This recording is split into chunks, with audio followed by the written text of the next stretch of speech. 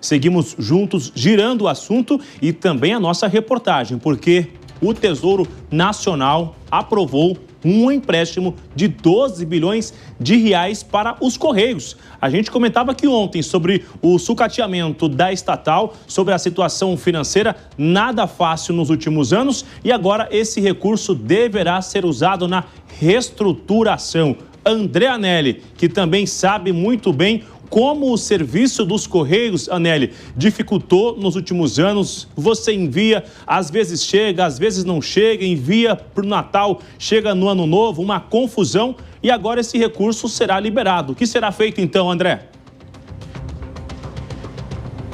É verdade, Bruno. Agora esses 12 bilhões de reais vão ser utilizados pelos Correios na reestruturação da empresa pública. Só que apenas 5 bilhões e 800 milhões de reais podem ser utilizados já nesse ano de 2025, porque representam o volume de déficit, de prejuízo que a empresa pública teve ao longo de 2025. Desses 12 bilhões de reais, são 15 anos para pagamento, ou seja, o prazo de pagamento desse empréstimo, contando ainda mais 3 anos de carência. Há uma taxa de juros de 115% do certificado de depósito bancário, o chamado CDI, que é uma espécie de parâmetro utilizado pelas instituições financeiras na aplicação e também na concessão desses créditos. É uma taxa bem menor do que aquela anterior, que havia sido proposta de 120% do CDI e que havia sido recusada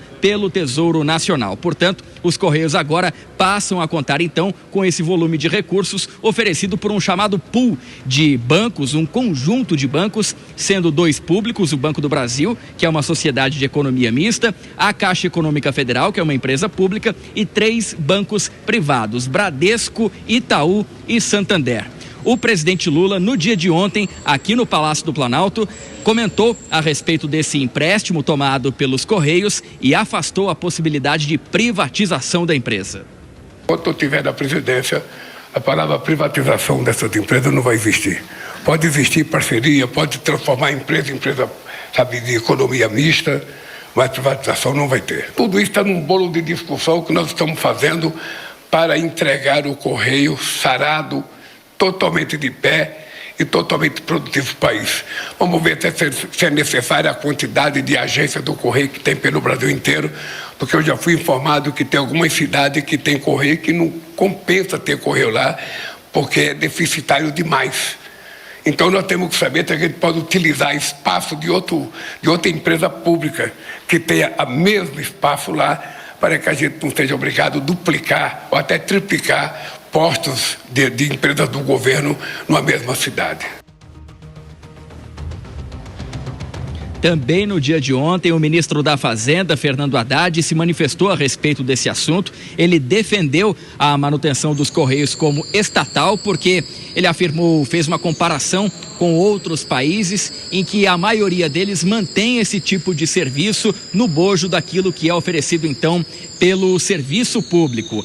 A maioria desses países, nas palavras dele, mantém os Correios como uma empresa estatal, justamente por conta da chamada necessidade de universalização dos serviços, que o serviço chegue a todos os brasileiros, aqui no caso, então, do país, inclusive naqueles municípios de menor população e que apresentam esse potencial de arrecadação, de lucro menor e que podem ter provocado esse prejuízo dos Correios.